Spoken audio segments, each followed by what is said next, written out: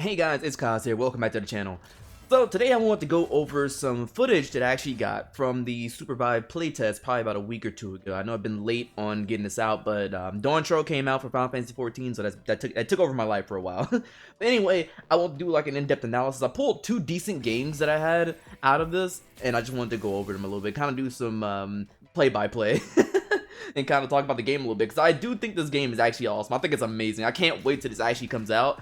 I played a lot of this. I played a ton of this. I played a lot of Shrike, and I played a lot of Myth for those who know who those characters are. I don't have any footage of Myth, sadly, because I didn't start playing her until I think the last 2 or 3 playtest days, which I didn't record. It was like the last playtest day or something like that when I started playing, and I was like, this character's amazing. So I don't have any footage of her. But anyway, I hopped in here with a few of my friends, and we just want to see how we could do. So this was a pretty decent match. I grabbed this match specifically because I ended up getting, I did really well on Shrike in this match, I will say. But anyway, we're doing teams, so of course there's 10 teams here, 10 teams of 4, so it's gonna be plenty of action going on. I think I remember a lot of stuff going on. But anyway, here's our map. It's basically like a normal, battle royale where it kind of shows our map. We're on the equivalent of a bus from Fortnite, and it's going a straight path, and we have to kind of just drop somewhere. Now, unlike Fortnite, you can't just drop off the bus and go anywhere. We have to drop within the line, but within that blue line you see on the side there. That's the only place where we can drop. Well, at least that we can click to drop. And so our team, I think we're talking about it. We wanted to land near a ad camp so we could just kind of farm some levels because we didn't want to start fighting anybody right off the bat. So we drop down like normal. I take my shift, which is a knockback. Well, yeah, a knockback for me. So I do a little flip. Just in case we ran into any trouble early on, I like to have a little bit of an escape method on this character because I'm mainly one to play mid to long range with Shrike. And she can pump out a lot of damage, so for a lot of cases I'm a high value target. Now we just pushed the enemy off the map here, got a few levels, got to level 2, started picking up some items. As you see, when we kill enemies, they drop items, they drop boots and weapons and things like that that have different abilities and attributes on them. For me, I went with Quick Blade and Vampiric Knife, I think it was called, because I wanted to get some lifesteal, one, and then I wanted to have a little bit of, I think Quick Blade gives either attack speed or movement speed, one or the other. I forget. I forget that fast. But I wanted that. It was a pretty decent stat. Now, I did say in team fights, I'm going to be pretty much like a higher priority. As you're going to see, I'm doing a lot of damage whenever we get around to some team fights, and that's mainly because of Shrike's passive, where if you've been paying attention, whenever I hit an enemy, they get marked, and then if I hit them again, they take extra damage. So you'll shoot an enemy ideally one time, you mark them, and you'll do probably like 5 to 600 damage, however much damage you'll do. And then if you shoot them again, when they have that mark on them, they will take increased damage, so they'll take like over 1,000 damage or something crazy. However, it depends on defenses and all that stuff, depends on all those different things, but they'll normally take a lot of damage. So like a lot of enemies, if they're not a tank at Shrike, you can pretty much 2 to 3 hit them pretty reliably. And if it's a tank, you'll probably like 4 hit them or something like that. Like I said, depends on how strong they are, depends on how strong you guys are. Now we've cleared some camps, we've gotten to level 3. So we decided to take this base camp. Base camps are nice because you can actually recall to them. Recalling, if anyone plays League of Legends, same thing. Where if we press B, we'll channel a recall and we'll appear back at the base here. And at the base, of course, we can repair our armor and I believe replace our bruise. So here we went ahead and just killed like a little mini boss, which drops an item. And I got a quick blade upgrade, of course. So yeah, hover wings. There's a bunch of different items in the game that you can use that are kind of, they work. Some of them are active and some of them are passives. And of course, whenever they drop, they do specific things, which I forget what hover wing does there, but I think one of our teammates grabbed it up, and so they have that on them.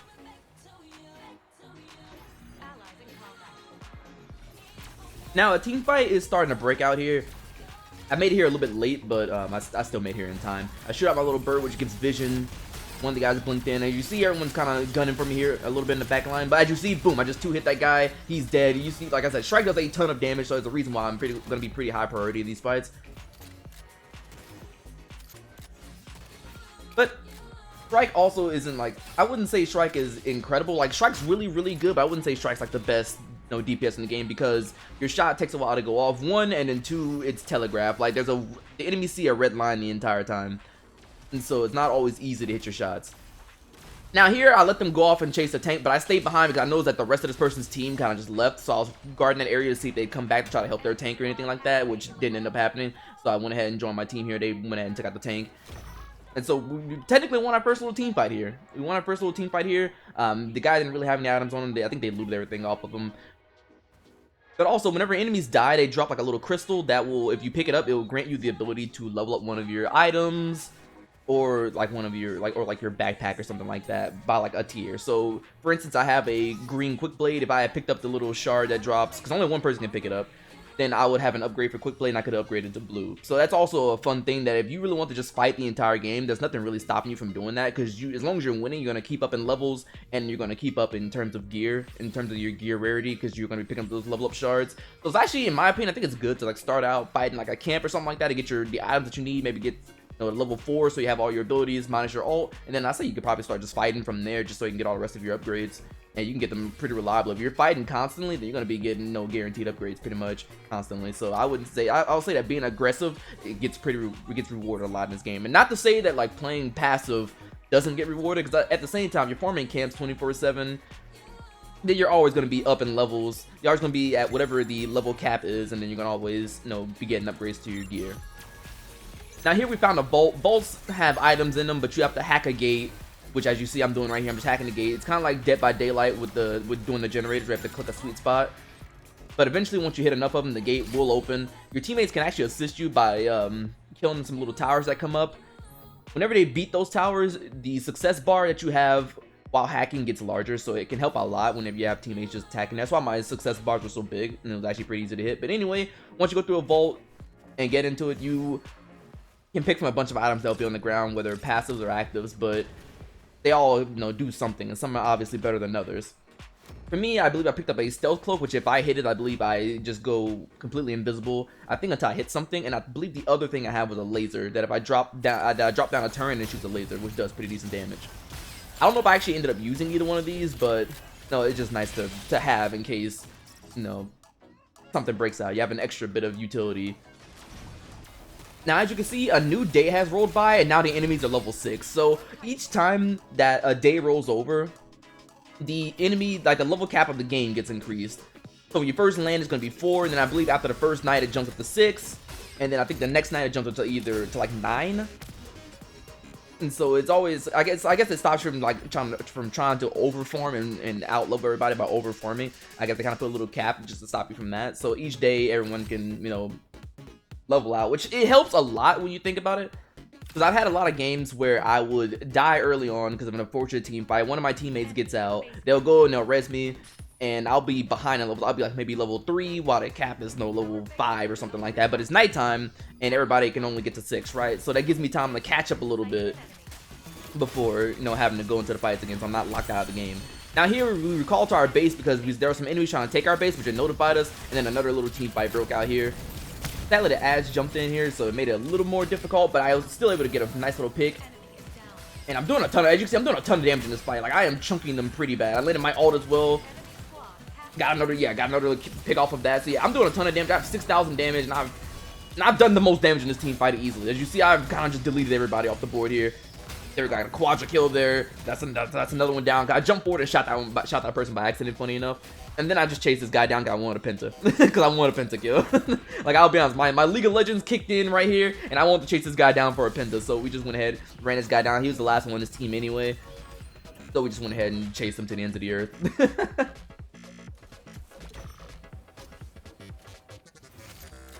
Oh, and also elevation does play a part in this game. If someone's above you, then you probably won't hit them. Like, so the guy went up on the geyser there. If I would have tried to shoot him while from on the ground, then I would have missed.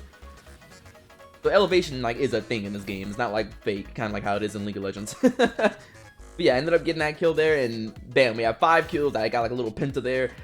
I'm sitting at 7.3k damage. I'm sitting with some pretty good damage. Now, of course, I recall to help my team fight this little boss here. But that was actually a really good team fight. I haven't gotten any chances to loot any crates yet, but I usually don't worry too much about my items. Because no matter what, when I'm playing Strike, I always end up doing like a good amount of damage just because of Strike's passive. So I don't try to worry. I don't worry too much about items. I let my team get their items first before I worry about mine. Now, also in this specific part of the map, you got to be very careful because falling into the purple like miasma type stuff will actually do damage to you, and I think make you unhealable for the duration that you're in it or something like that. So that's also why I was kind of bouncing around. But you have to during that team fight, but you also have to be really careful because you don't want to, you know, jump in the air, try to glide to another rock, and then get hit and get spiked down because it will stun you. And then of course you're stunned inside the purple miasma, and that's never a good time. Here I went ahead and stopped with the team while they were making their way over because they wanted to stop at a merchant and pick up some items, which is always good. In the bottom left of the screen, you'll see I have gold. You can actually spend that gold at the merchant for items. For instance, everybody's replacing their shields, but I didn't have enough money to replace my shield, so I didn't worry too much about it. I just went ahead and moved on. I started taking on another camp. Now everybody's moving together. But you can go there, you can buy, you know, like backpack upgrades. I believe you can buy like heals as well, and then you can also, you know, of course, buy a better shield. So if you have money, you can buy like a tier 3 blue shield. Now another little team fight breaks out here, and this is kind of an unfortunate situation because we're in a weird spot.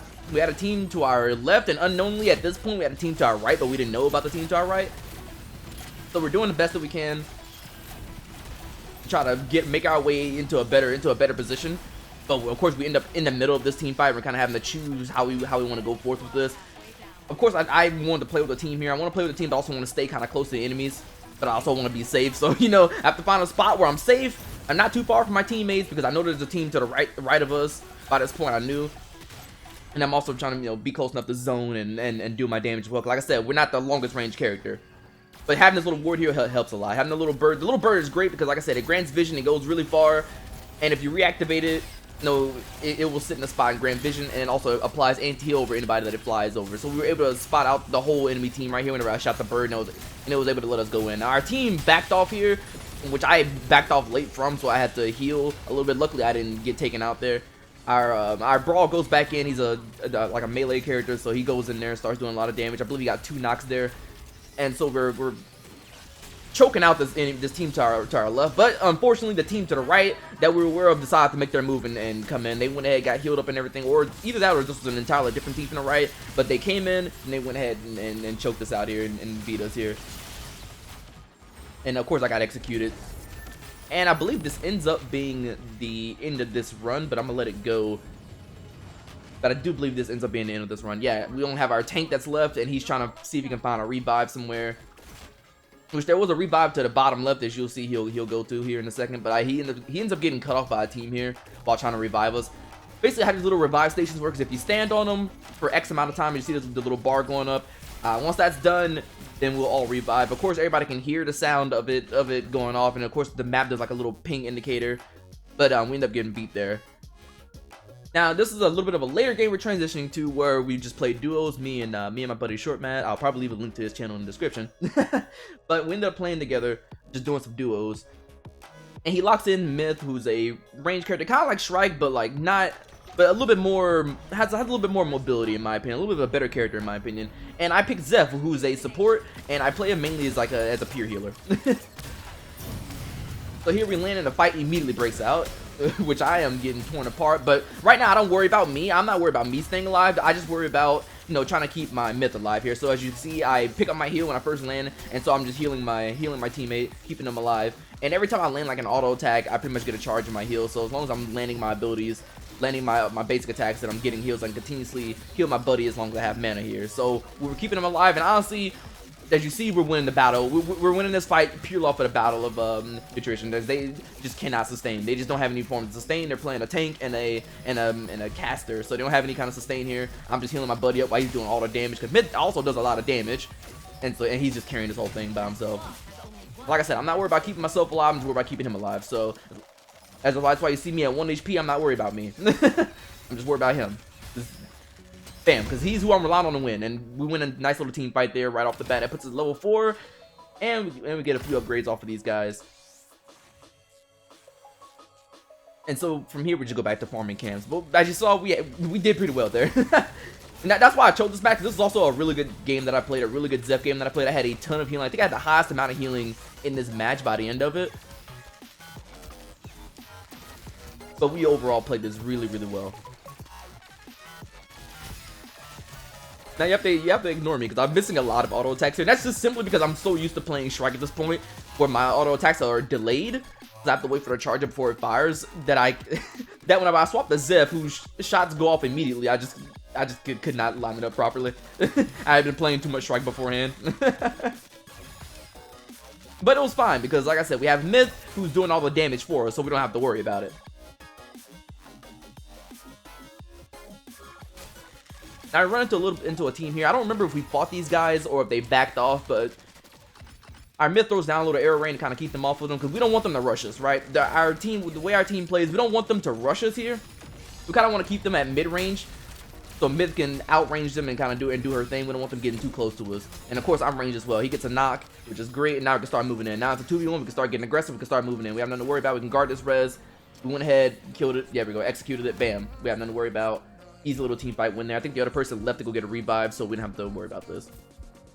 Though we did go and check. We tried to find it. They went at this revive, so I'm guessing they went to a different revive. But that was a nice little team fight win for us there.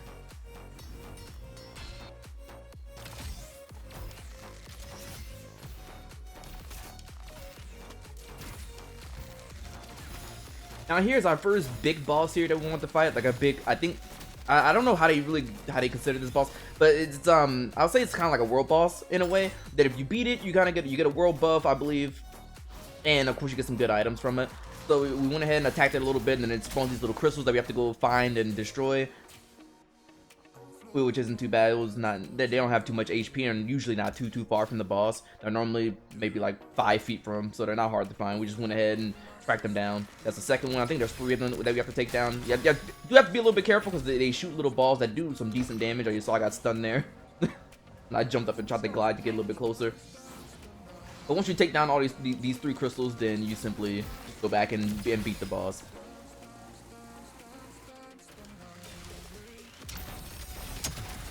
And the boss has mechanics, but they're usually not too hard. This one here specifically just shoots some little lasers, but it doesn't have too much HP, and he doesn't do like crazy damage. As you see, we beat him, pick up a bunch of items, and we get, oh no, we got a little world buff this time. I'm gonna see what it is in a second when we go to pick it up.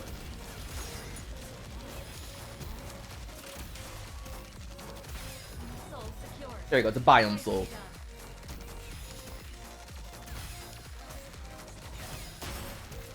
Unfortunately, I don't quite remember what it does.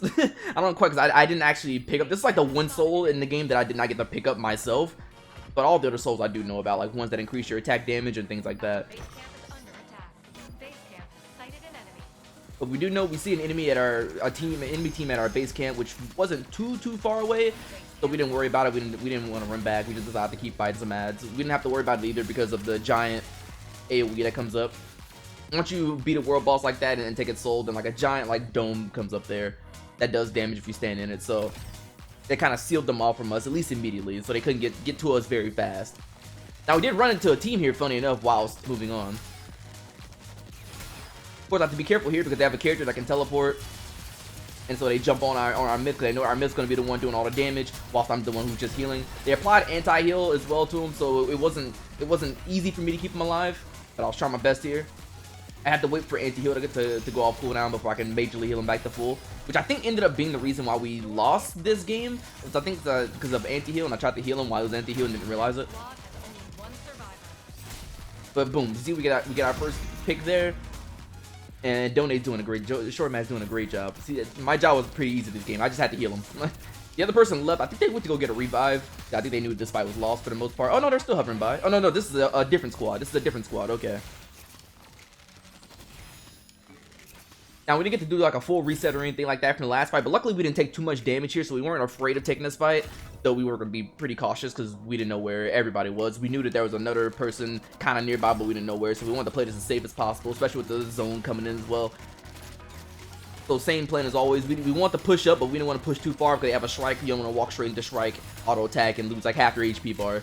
And so we tried to play the range game. I think Myth has a little bit more range than Strike here. So the main thing is that we want to try to keep the brawl off of us. This is why we kept throwing down arrow rain, and I'm making sure to stay on them. Here I dive in with my shift. Because Donate got a kill there, and I saw the kill coming up there, so I took that opportunity to try to dash in. Now, and I actually misplayed, because if I'd have got him in the tornado, then we could have dove onto this brawl like we did here previously. So we could have ended this fight a little bit faster, but I just wasn't close enough to him to actually pull him in my tornado. But we win that little team fight there, and things are starting to get close. I think there's only I think there's us and 2 other teams. And so with the zone getting small, we have to be pretty careful of where everybody is. We don't want to get third party pretty much. We don't want everybody to converge at one time and attack us, because that was we had some very bad luck beforehand with that, where we would get down to the last 3 teams or something like that, and then we'd have to worry about, you know, getting third party. As you see, as we're fighting some ads there, Donate gets jumped here by a team coming in. They're running a Shiv and a Jewel team, so they have a lot of damage on them. I ulted Donate to try to keep them alive there. As you see, that heals them. I had anti-healing myself, so I couldn't do too much here. Now, I did misplay there because my anti-heal wore out for a split second there before I died, and I could have healed myself back up and lived. And I think if I had done that, I probably could have I think I could have won. I think we might have been able to win that, but there's no way to say for certain. That's just theory in my head, because that comp there does a lot of damage. Shiv and Jewel, they do a lot of damage together, so it was pretty hard for us either way it goes. But as you saw, we did 9,000 damage there, and that was the 2 games that I have for us today, my friends. Hopefully you guys enjoyed. It's a little bit different.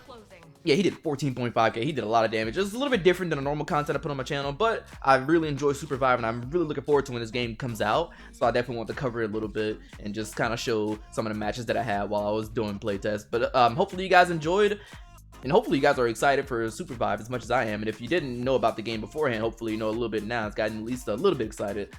But yeah, this game is going to be great. I can't wait till it comes out. It's going to be amazing. I'm going to keep my eye on this. And anytime there's a playtest or anything like that, I'm going to definitely try to get in and get some more footage. But for today, my friends, I am done. I am done. If you want to check out some of the other content I have on my channel, I just did a Steel Wakes the Deep video not too long ago. You guys can check that out along with any other content on my channel. But if you guys enjoyed, leave a like, subscribe, and I'll catch you in the next one. Peace.